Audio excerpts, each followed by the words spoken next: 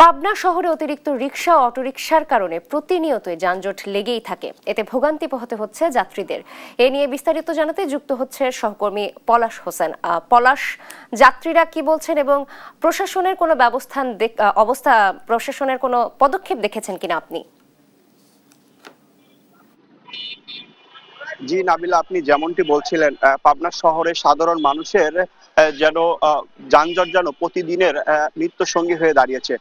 আমি যদি আপনাদেরকে জানিয়ে রাখি যে রমজানের শুরুতেই কিন্তু পাবনা শহরে অতিরিক্ত রিক্সা ও অটোরিকশার কারণে কিন্তু যারা সাধারণ মানুষ রয়েছে তাদের কিন্তু হেঁটে চলাই যেন একটা দায় হয়ে দাঁড়াচ্ছে। কারণ পাবনা যে শপিং মলগুলো রয়েছে, যে মার্কেটগুলো রয়েছে, সেগুলোতে পর্যাপ্ত পরিমাণ পার্কিং এর ব্যবস্থা না থাকায় সেগুলো কিন্তু পাবনা শহরের হামিদ রোডেই কিন্তু সেগুলো পার্কিং করে রেখেছে। এছাড়াও গত কয়েকদিনে দেখেছি যে পাবনা শহরে প্রশাসন কিন্তু এই যানজটের বিরুদ্ধে কোনো পদক্ষেপ গ্রহণ করেনি। এছাড়াও যারা সাধারণ মানুষ রয়েছে তারা অভিযোগ করেছেন যে অতিরিক্ত অটোরিকশার কারণে পাবনা শহরে চলাচল করায় যেন একটা ভোগান্তির মধ্যে তাদের পড়তে হচ্ছে। এছাড়াও যারা ব্যাংকে বা যারা দিনমজুর রয়েছে তারা কিন্তু কাজে কর্মে কিন্তু তাদের অনেকটি কিন্তু ব্যাঘাত ঘটছে বলে আমাদেরকে জানছে। এছাড়াও পাবনা শহরে যারা হামিদ রোড সহ যে সড়কগুলো রয়েছে সেগুলোতে পাবনা জেলা পুলিশের বা অন্য কোনো প্রশাসনের কিন্তু কোনো পদক্ষেপ এখন পর্যন্ত পাওয়া যায়নি। তো সব মিলিয়ে পাবনা জেলা যানজট নিয়ে